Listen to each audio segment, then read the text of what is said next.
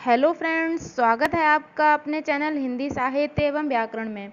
मित्रों, आज हम अपने टॉपिक की शुरुआत करें इससे पहले कि आपको बता दें कि जो हमने ये मतलब हमने आपके लिए चैनल बनाया है, ठीक है। अभी हमारा नया चैनल है, उस पे हमने जो है आदिकाल को जो है लगभग समाप्त कर दिया है, ठीक है।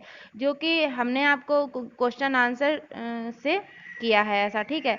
और अब हम सोचते हैं कि हम आपके लिए जो है संपूर्ण नेट सिलेबस के अनुसार तैयारी करें और आपको भी तैयारी कराएं, ठीक है। जिससे कि पहले हम जो है थ्योरी देखेंगे, ठीक है। इसमें जैसे टॉपिक वाइज जो भी आपके टॉपिक सिलेबस में होंगे उस आधार पे सबसे पहले उसकी थ्योरी देखेंगे, ठीक है। और उसके बाद हम जो क्वेश्चन आंसर की सीरीज लगाएंगे और हल करेंगे, ठीक है। और जो भी विकल्प होंगे उनको भी जो है हम एक्सप्लेन किया करेंगे, ठीक है। जिससे कि आपका पूरा जो है नेट का सिलेबस कवर हो जाए और आप जो है अपने नेट के एग्जाम में सफलता हासिल कर सकें, ठीक है मित्रों। और जब भी आपका पेपर की डेट आ जाएगी, अभी तो आपके पेपर की डेट नहीं आई है, जब भी आपके पेपर की डेट आ जाएगी उसके लगभग 15 दिन पहले जो है हम जो है प्रश्नोत्तर के माध्यम से आपका जो है संपूर्ण सिलेबस का रिवीजन कराएंगे, ठीक है। चलिए आइए वीडियो की शुरुआत करते हैं और आप वीडियो के लास्ट तक बने रहिएगा, ठीक है। शुरू करते हैं अपने टॉपिक की, ठीक है। आइए, ये हेडिंग है इसकी, भक्ति काल का परिचय, ठीक है। भक्ति काल का परिचय, आइए देख लेते हैं। हिंदी साहित्य के इतिहास के विकासात्मक वर्गीकरण में द्वितीय चरण को क्या कहते हैं? मध्यकाल कहते हैं। जो पहला चरण था उसे कहते थे आदिकाल, द्वितीय चरण को क्या कहते हैं? मध्यकाल कहते हैं, ठीक है। मध्यकाल को दो भागों में बांटा गया है, पूर्व मध्यकाल और उत्तर मध्यकाल। मित्रों, हम आपको बता दें मध्यकाल को दो भागों में जो बांटा गया, पूर्व मध्यकाल इसे कहते हैं भक्तिकाल और उत्तर मध्यकाल इसे कहते हैं रीतिकाल, ठीक है। आइए आगे देख लेते हैं। पूर्व मध्यकाल को भक्तिकाल जैसा कि हमने आपको बताया और उत्तर मध्यकाल को रीतिकाल कहा जाता है, ठीक है। डॉक्टर ग्रियर्सन के अनुसार भक्तिकाल को 15वीं सदी का धार्मिक पुनर्जागरण काल कहते हैं, ठीक है। धार्मिक पुनर्जागरण काल कहते हैं। और उसके बाद जो है इस काल में भक्ति की प्रधानता थी, ठीक है। जिस कारण इसे भक्ति काल कहा जाता है। भक्ति काल का समय 1300 ईस्वी से 1700 ईस्वी तक माना जाता है, ठीक है। लगभग में इसका समय जो है 1300 ईस्वी से 1700 ईस्वी तक माना जाता है, ठीक है। विभिन्न विद्वानों द्वारा भक्ति काल का काल विभाजन निम्न रूपों में किया जाता है, ठीक है। आइए देख लेते हैं क्या है मित्रों। मिश्र बंधु, जो मिश्र बंधु एक इतिहासकार हुए हैं, ठीक है। उन्होंने क्या माना है? उन्होंने माना है संवत 1444 से 1560 विक्रमी, ठीक है। ये पूर्व माध्यमिक काल का समय माना है, ठीक है। और ये उन्होंने पूर्व माध्यमिक काल कह दिया, ठीक है। दूसरा है संवत 1561 से जो है 1680 विक्रमी, ठीक है। ये संवत है यहाँ पे, तो यहाँ पे विक्रमी है, ठीक है। तो 1561 से 1680 ये प्रौढ़ माध्यमिक काल माना है। किसने माना है? मिश्र बंधु ने माना है। आचार्य रामचंद्र शुक्ल, जो कि इन्होंने जो है भक्ति काल की समय सीमा क्या मानी है? संवत 1375 से 1700 विक्रमी, ठीक है। संवत 1375 से ये क्वेश्चन ऐसे आते हैं कि रामचंद्र शुक्ल ने भक्ति काल की समय सीमा क्या मानी है, तो आपको याद कर लेना है संवत 1375 से 1700 विक्रमी किसने मानी है? रामचंद्र शुक्ल ने। डॉक्टर नगेंद्र ने क्या मानी है? ये भी उपयुक्त है, उपयुक्त वर्गीकरण है। क्या है? 1350 से 1650, ठीक है। 1350 से 1650 इसकी समय सीमा मानी है, ठीक है। आइए दूसरा देख लेते हैं।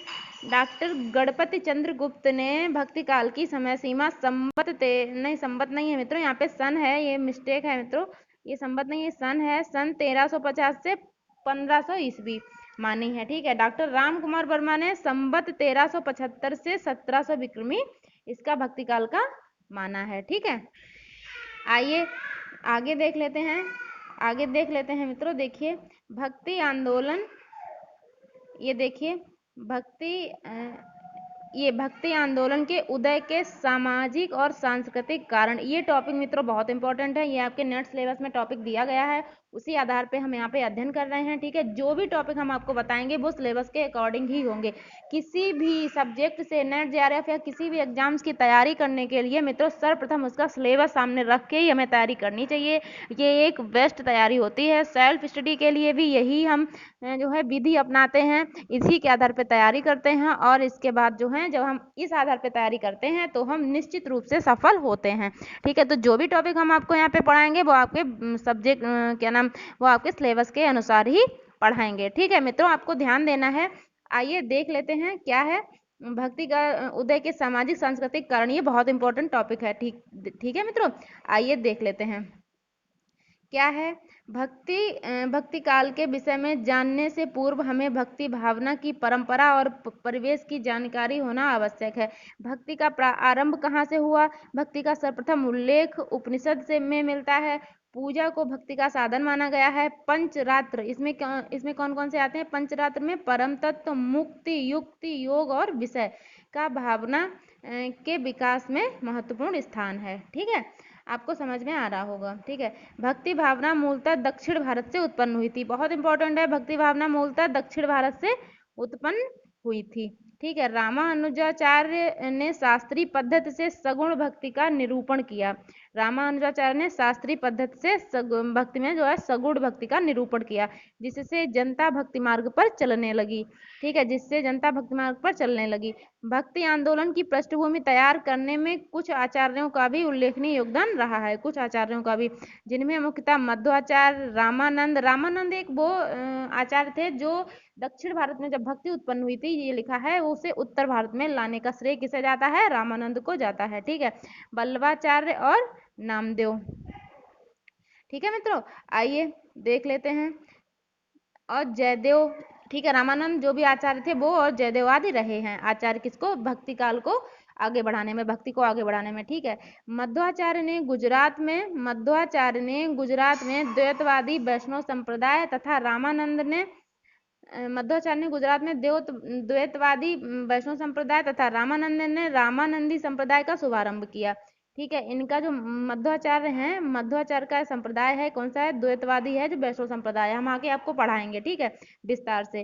रामानंद ने रामानंदी संप्रदाय का शुभारंभ किया। ठीक है, गुजरात में। इन्होंने विष्णु के अवतार राम की उपासना पर बल दिया। ठीक है, इन लोगों ने विष्णु के अवतार राम की उपासना पे बल दिया। वल्लभाचार्य शुद्ध द्वैतवाद के कृष्ण भक्त आचार्य हुए। जो वल्लभाचार्य थे वो कौन से उसके आचार्य हुए? शुद्ध द्वैतवाद मत के आचार्य हुए। ठीक है, इन्होंने कृष्ण की उपासना पर बल दिया। किसने? इन्होंने, वल्लभाचार्य ने कृष्ण की उपासना पर बल दिया, और मध्वाचार्य और रामानंद ने किसकी? राम की उपासना पर बल दिया। ठीक है, नामदेव ने भक्ति मार्ग को महत्व दिया। ठीक है, जयदेव ने पूर्वी भारत में कृष्ण के प्रेम गीत गाए। ठीक है, जयदेव ने पूर्वी भारत में जो है कृष्ण के प्रेम गीत गाए, जिसका विद्यापति ने अनुसरण किया। जयदेव ने जो गीत गाए, अनुसरण किसने किया? विद्यापति ने अनुसरण किया। आइए आगे देख लेते हैं। भक्ति आंदोलन के उदय संबंधी विद्वानों के मत व कारण क्रमशः इस प्रकार हैं। जो भी इनके जो मत है कि कैसे भक्ति का उदय हुआ, भक्ति काल का उदय हुआ, दक्षिण में उत्पन्न हुई, उत्तर भारत में आई, तो ये मतलब कौन से कैसे आई, तो इसके कारण हम आपको नीचे बता रहे हैं। आइए देख लेते हैं। मित्रों, आपको एक बात बता दें कि जब भी हम कोई भी पढ़ाई करते हैं, ठीक है, कोई किसी भी बुक से पढ़ाई करते हैं, तो हम जब बुक खोलते हैं तो ऐसे तो सभी बुक में लिखा होता है। ठीक है, लेकिन हम जब पढ़ते हैं, बुक कैसे पढ़ रहे हैं, कैसे हमारे दिमाग में फीड हो रहा है, वो बात ज़्यादा मैटर करती है, ज़्यादा ध्यान देने योग्य होती है। कोई भी, जैसे पेंसिल हमने ले ली, ठीक है, तो पेंसिल से हल्के हल्के से इस तरह से निशान लगा के, जो भी मेन चीज़ है, मुख्य बातें हैं, उन पे इस तरह से निशान लगा के जब हम पढ़ते हैं तो ये दिमाग में ज़्यादा अच्छे तरीके से बैठ जाती है बात, और उसे जब देख लेते हैं दोबारा से तो बिल्कुल स्थिर हो जाती है। ठीक है, आइए देख लेते हैं आगे क्या है। आचार्य शुक्ल ने क्या कहा है? आचार्य शुक्ल भक्ति आंदोलन के लिए तत्कालीन राजनीतिक परिस्थितियों को जिम्मेदार मानते हैं। वो क्या करते हैं? भक्ति आंदोलन के लिए तात्कालिक जो है राजनीतिक परिस्थितियों को जिम्मेदार मानते हैं। उनके अनुसार देश में मुसलमानों का राज प्रतिष्ठित हो जाने पर हिंदू जनता के हृदय में गौरव, गर्व और उत्साह के लिए वह स्थान न रह गया। अपने पौरुष से हताश जाति के लिए भगवान की शक्ति और करुणा की ओर ध्यान ले जाने के अतिरिक्त दूसरा मार्ग क्या था? इन्होंने रामचंद्र, ये मत भी जो ये इन्होंने कहा कहा है, ये मत भी कभी कभी प्रश्न में नेट जेआरएफ में पूछ लिया जाता है कि ये किसने कहा।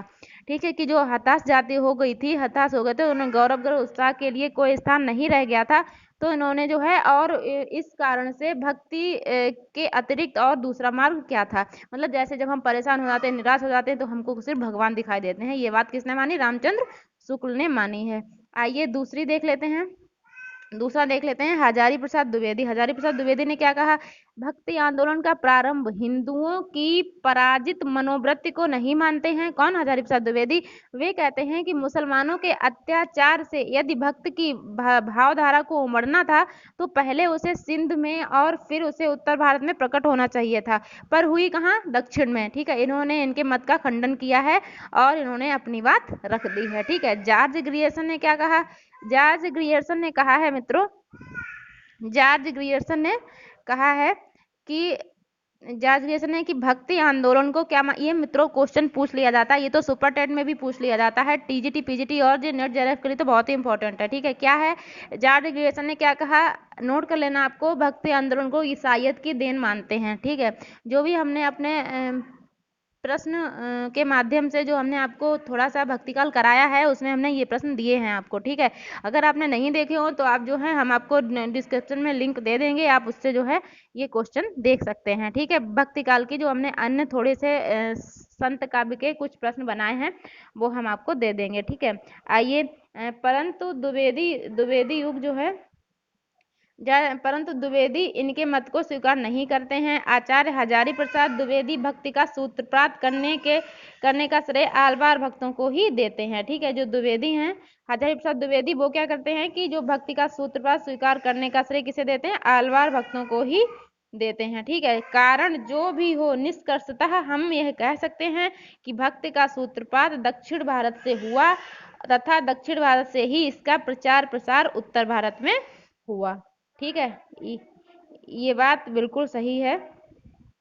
ठीक है, आइए ये हमने कुछ मत देखे, कुछ प्रश्न देखे। ठीक है, और हमने इसमें थ्योरी आपको समझाने की कोशिश की है। आपको वीडियो अगर अच्छा लग रहा हो तो इसे शेयर कर दीजिए। ठीक है, और हमारे चैनल को सब्सक्राइब कर दीजिए। ठीक है मित्रों, और आपको अच्छा लगे तो यह शेयर कर दीजिए। इससे जो है हम आपको मतलब अपना आपको दोस्तों को शेयर करेंगे तो उन्हें भी इसका लाभ होगा। ठीक है, चलिए वीडियो का अंत करते हैं। धन्यवाद।